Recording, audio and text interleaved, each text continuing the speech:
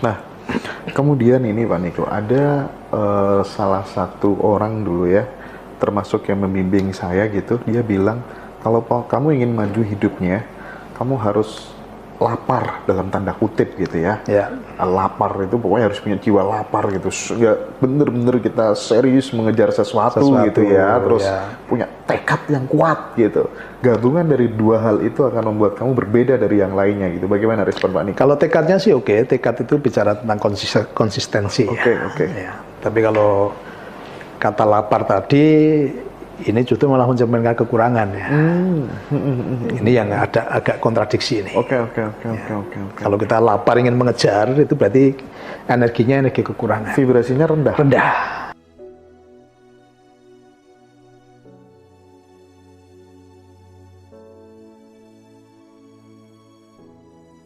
Harusnya ya udah kita rasakan kelimpahan, kita sudah menerima. Dengan konsistensi tadi kita mencipta tadi, ketekunan itu kan konsistensi dalam mencipta sebetulnya. Dan justru kita jangan mengejar karena kita sudah menerima. Yang kita lakukan apa? Bersyukur. Maka doa penciptaan itu kan tidak ada kata meminta. Tuhan, hari ini aku bahagia dan mengucap syukur. Ini apa? Bukti bahwa kita sudah menerima gitu loh. Jadi penciptaan itu sedang berproses, Mas Indra. Apa yang kita cipta itu, jadi inilah teori Big Bang. Jadi setiap kata-kata yang keluar dari mulut kita itu ada energi penciptaan. Nah, energi itu bekerja. Energi penciptaan itu bekerja. Ya udah, kita nggak usah mengejar, udah bekerja kok. Nah, kita santai aja, tinggal kita menerima gitu loh. Nah, caranya nggak usah dipikirin. Kalau mengejar kita masih mikirkan caranya nanti. Yakin aja bahwa saya sudah mencipta, energi penciptaan sedang bekerja. Ya, tugas saya tinggal menerima. Maka untuk mempercepat proses penerimaan dengan mengucap syukur tadi. Artinya kalau saya gambarkan secara sederhana, ketika kita mengucap syukur tadi, ini kita koneksi dengan bagian gudang sebetulnya. Jadi setiap kita mengucap syukur, itu mengingatkan bagian gudang, aku udah pesen gitu loh. Setiap mengucap syukur lagi, bagian gudang ditelepon lagi, itu aku udah pesen gitu kan. Maka bagian gudang akan segera mengirimkan ketika kita banyak mengucap syukur, ya udah bagian gudang akan segera, wah ini prioritas ini gitu loh. Nah, banyak orang mencipta tapi tidak dipenuhi dengan rasa syukur, justru malah mengejar, memikirkan caranya.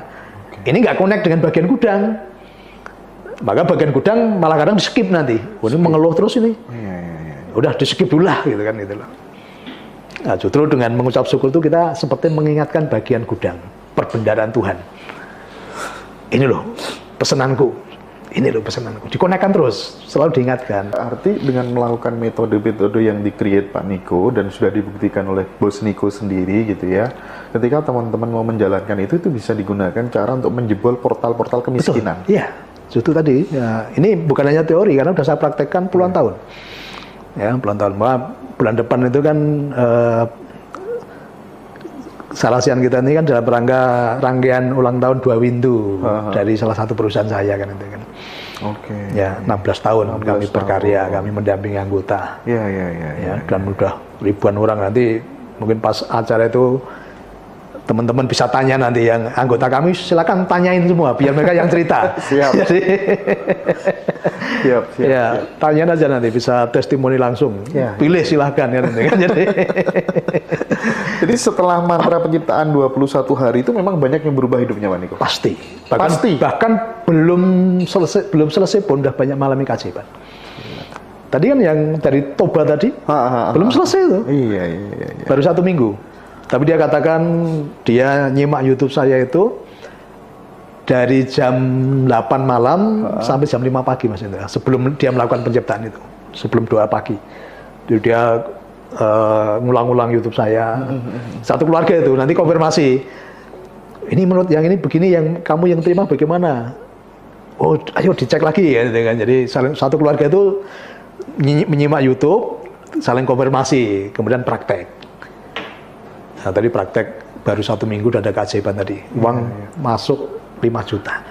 Jadi waktu itu dia cerita gini, jadi di dompetnya tinggal ada uang 200.000 untuk makan besok, gitu kan. Tapi anaknya setelah nonton YouTube saya, Bu, ditabur aja Bu. Kita praktekkan ajarannya Pak Niko.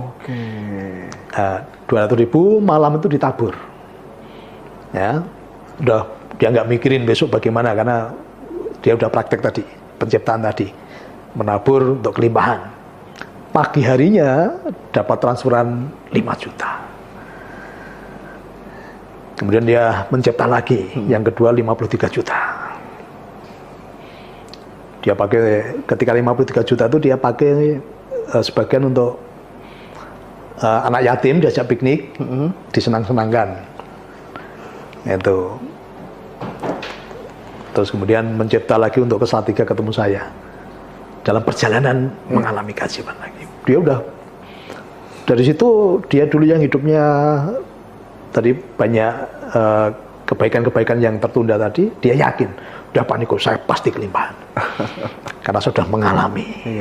Nggak hanya sekali, kalau sekali mungkin kebetulan Pak Niko. Ini berkali-kali. Keren.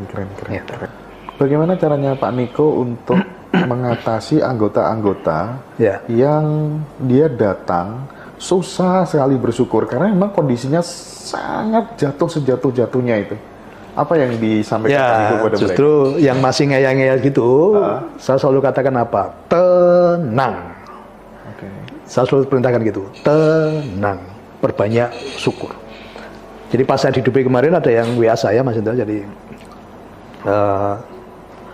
Kanjeng, terima kasih sudah ada keajaiban. Ini saya ada investor yang membiayai proyek saya. Padahal pas datang ke situ ngayal orang itu. Ngayal, masih pakai logikanya, itu kan, masih merasa sebagai korban. Dan selalu kalau sini mengeluh terus itu. Saya katakan, diam, jangan ngeyel. Tenang, pasti akan terjadi keajaiban. Nah, maka dia datang ke sini berkali-kali. Karena kalau nanti pulang lagi, ngeyel lagi nih otaknya.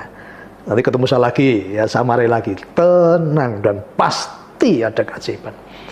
Nah, selang berproses 2 bulan, kemudian pas saya di Dubai kemarin, WA saya.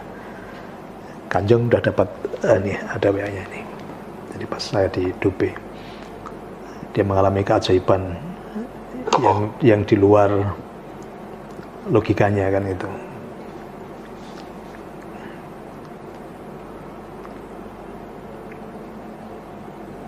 Ini tanggal 3 Juli kemarin ya. Mujizat sungguh nyata ya. Sugeng dalu Kanjeng berkah dalam. Mujizat sungguh nyata. Terpisah Tuhan semesta alam. Hari ini saya mengalami mujizat Tuhan. Tuhan mengizinkan seseorang untuk mensupport atau investasi pembelian satu mesin ya. Ini dapat investor. Ini berproses 2 bulan ini. Jadi setiap datang tuh ngeyel lagi, masih pakai logika lagi ya. Saya agak sedikit tekankan, tenang. Jadi mantra penciptaan itu cara yang praktis untuk meningkatkan vibrasi. Vibrasi sebetulnya, ya. Mengubah tadi, pola lama tadi. Mengubah medan energi. Ya, medan energi. Mengubah logika yang ngeyel-ngeyel tadi. Mengubah mindset, mental block dan seterusnya ya. gitu. Menjebol portal. Menjebol portal. Maka tadi kan, tidak ada kata meminta. Tidak mengejar, hanya bersyukur aja.